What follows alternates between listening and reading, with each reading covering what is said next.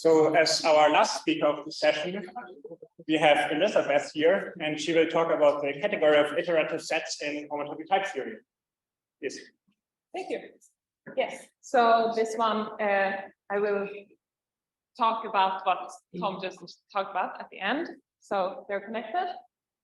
So yes, I will talk about the category of iterative sets in HoTT, and this is joint work together with Håkon Gutterud, Daniel Greitzer, and Anders Mattberg. So first, let me give you some spoilers of what you will hear about. First, I will remind you all of the definition of this hierarchy of iterative sets, which I will denote V0. The 0 is there for a reason, which I will explain at the end.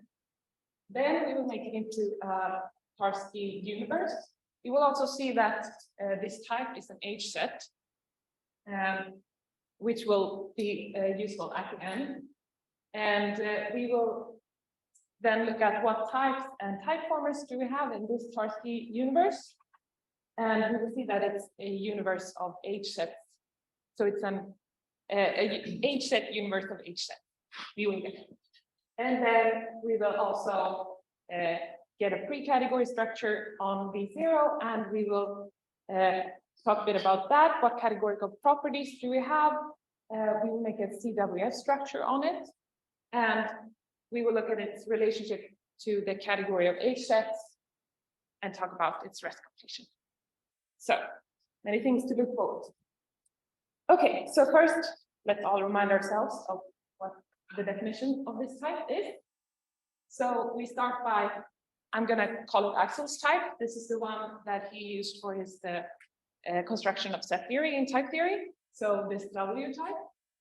And we are not taking that one, we're taking a subtype of it. So we define this predicate iterative set. So we say that SUT AF is an iterative set if F is an embedding, and recursively for everything in A, F of that thing is an iterative set. So the way you should think about this, if you think of the elements in the Axel's type as trees, we're picking out all of the trees where the branching is an embedding everywhere in the tree.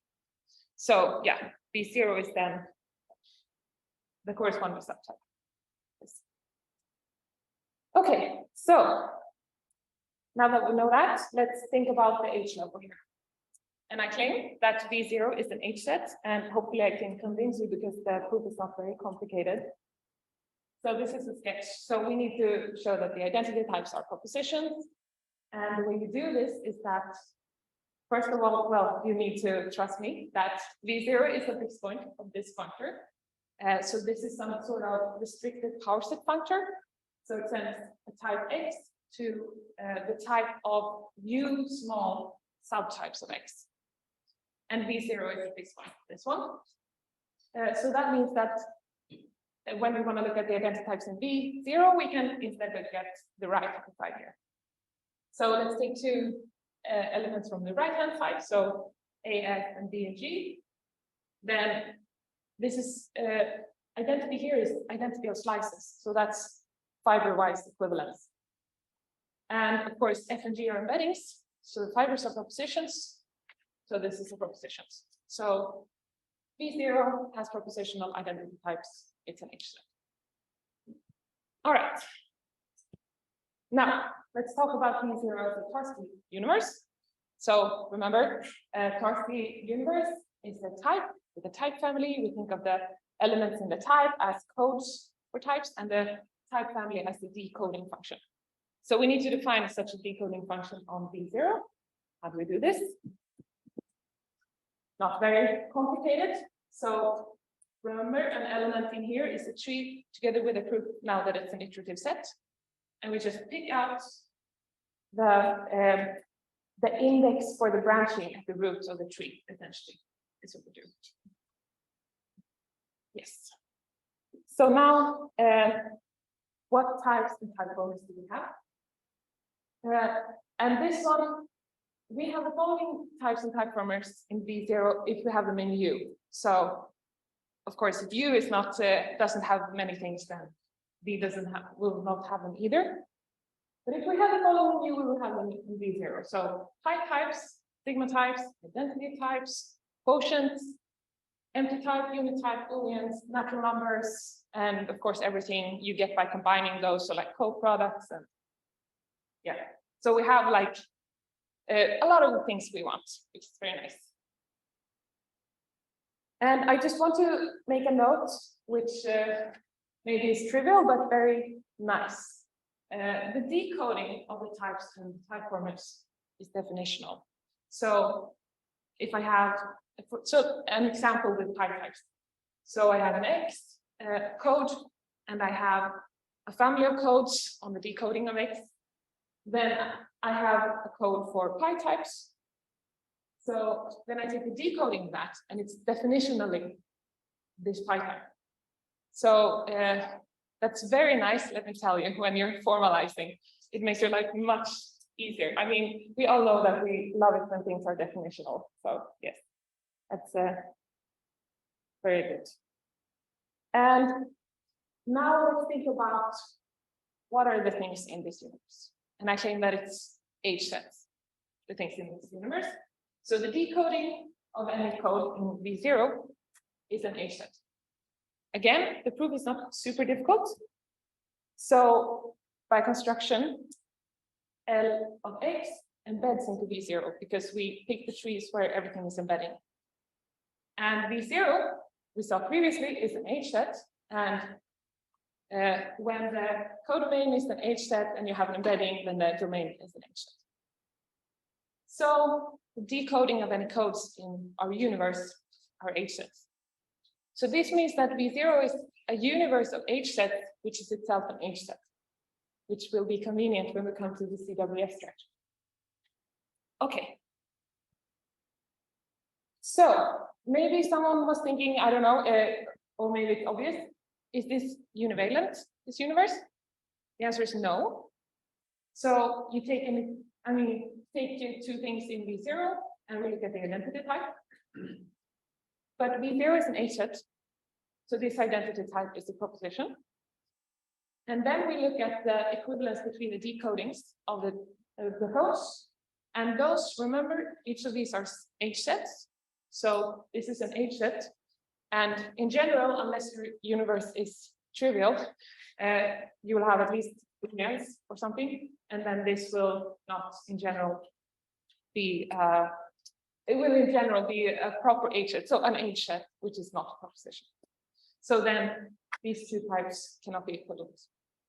And of course, this argument isn't just for V0. It works whenever you have a universe of H sets, which is itself an H set, it cannot be univalent.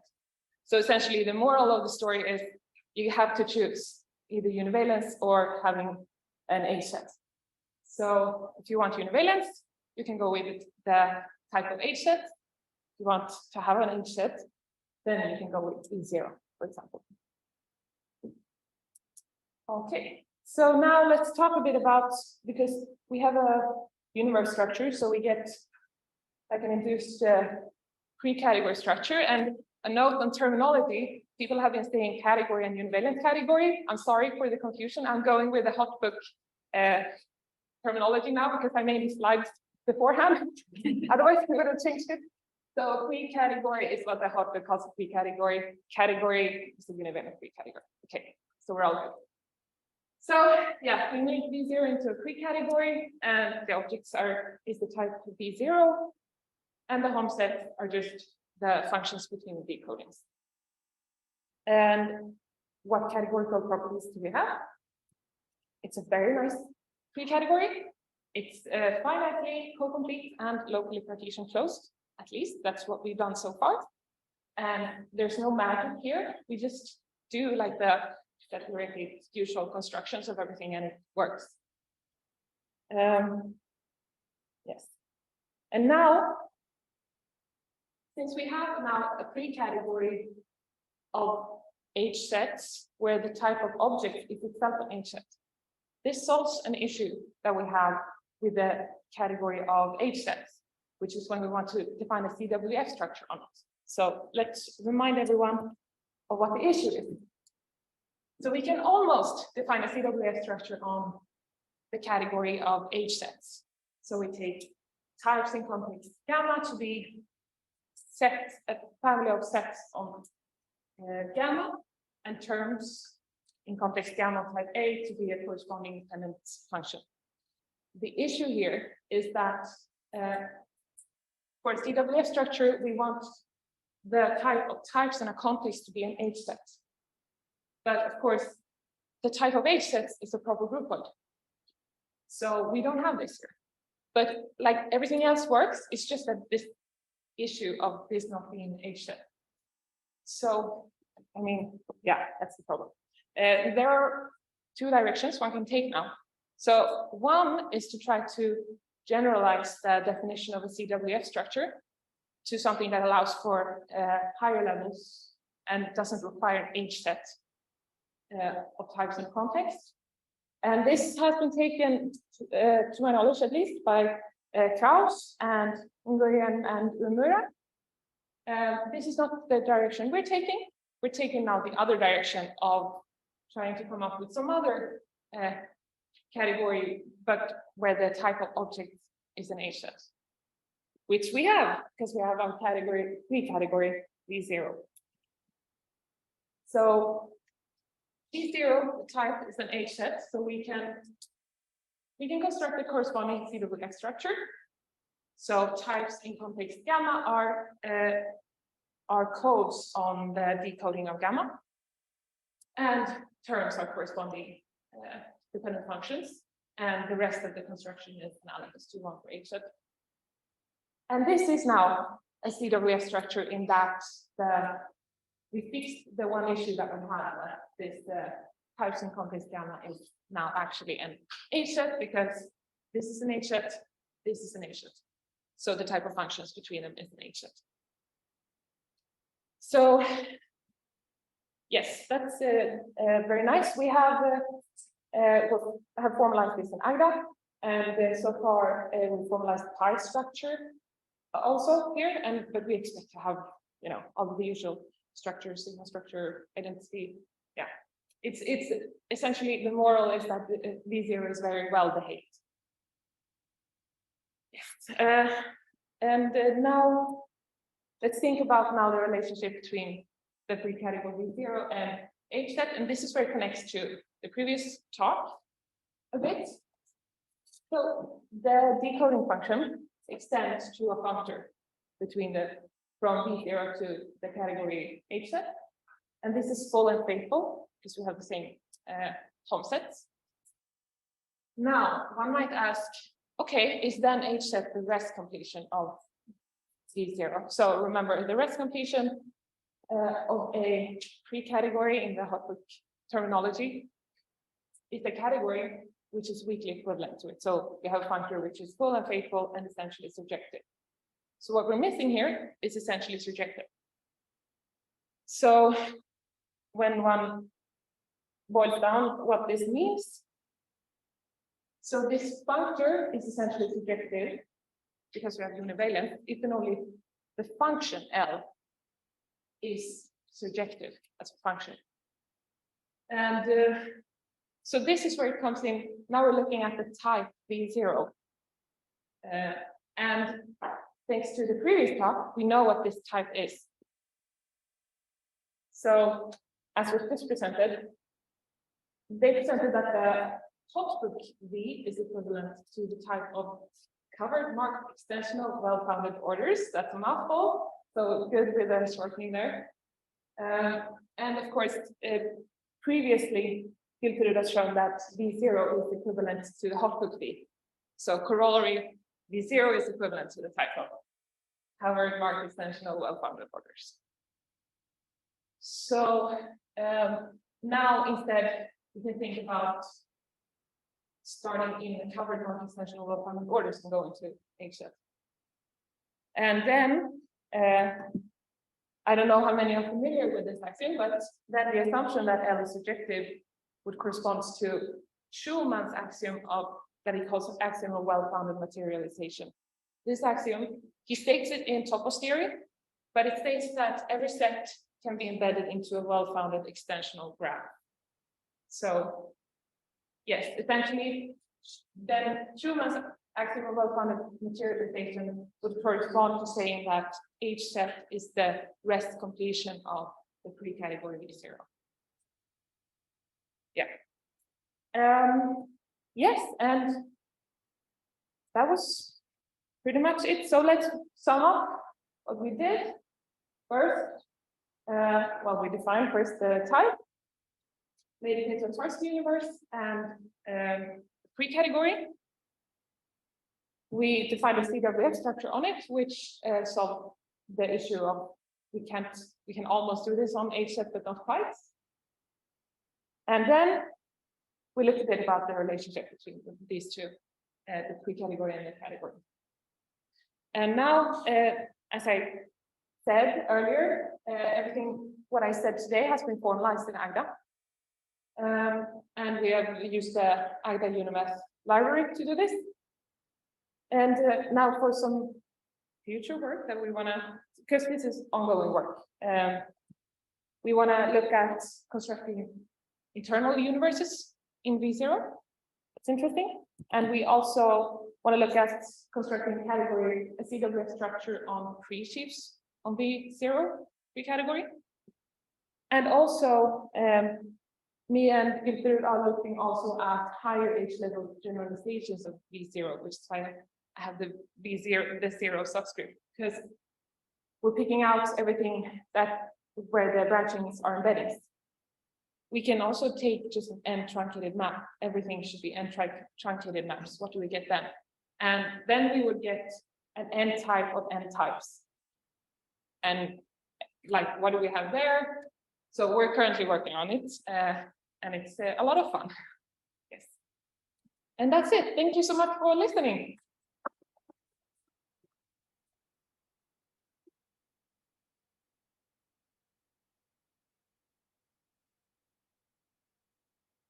Okay, so now we have some time for questions. Yes, please. I was wondering what kind of example you had about the action you mentioned. Well-founded materialization. Yeah, I honestly don't know much about it. And yeah, it's and I don't remember the title of the paper, but I can give you the title of the paper later, and we, yeah, maybe it's easier. Huh? Oh yes, it is. It is. Yes, true. Yes.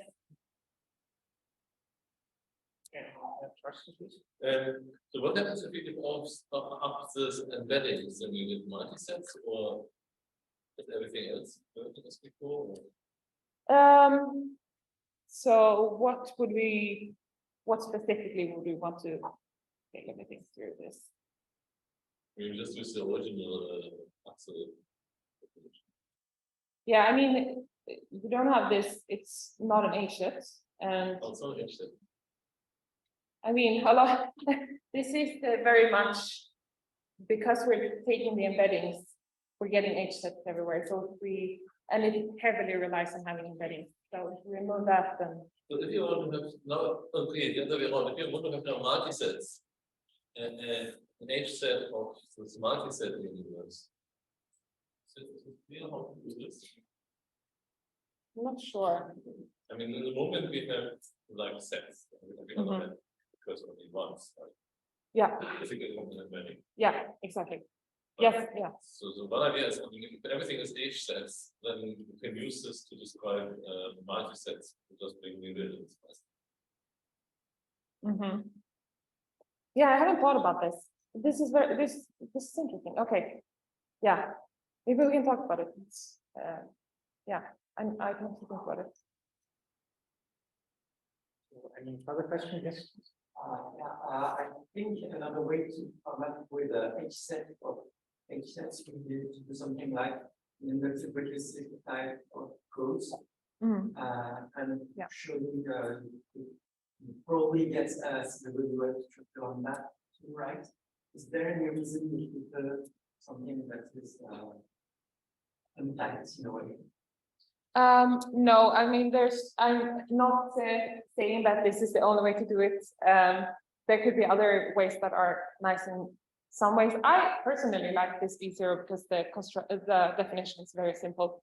But I'm sure there are other things, other ways you can construct an H-set of H-sets, which is also very nice. Always pros and cons, you know. It will have some pros that this one doesn't have. Yeah. Yeah.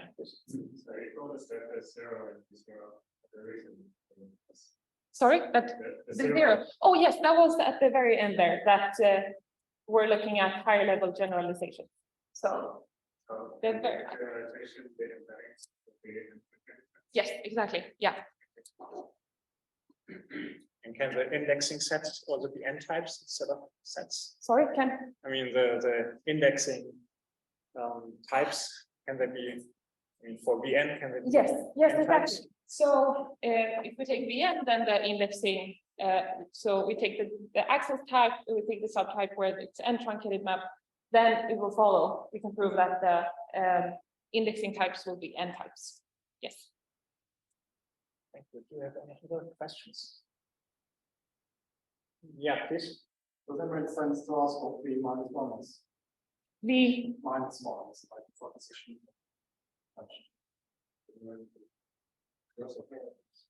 right.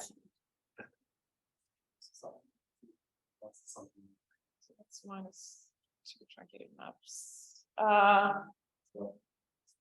That feels like it's gonna be a very degenerate thing. Yes, I would can talk about it. I can get to that. Yeah. Okay, maybe one more question. Yeah, Tom? Just a naive one. So you could also, I guess, just set truncate H length, Yeah. right? But then I guess the problem is you don't get the decoding now. Yes. So I haven't looked in, but this has been done, right? Trying to look at what happens if we set truncate H set. I haven't looked at it myself. Eventually you won't get the EO. Yeah. Yeah, that's what it's, because in some sense the well-foundedness isn't really, yes, that's somehow used to it. Anyway, something. Yeah. I mean, I guess we use well-foundedness because we define things inductively, Exactly. right? Yeah. Okay, fantastic. So let's thank Elisabeth again.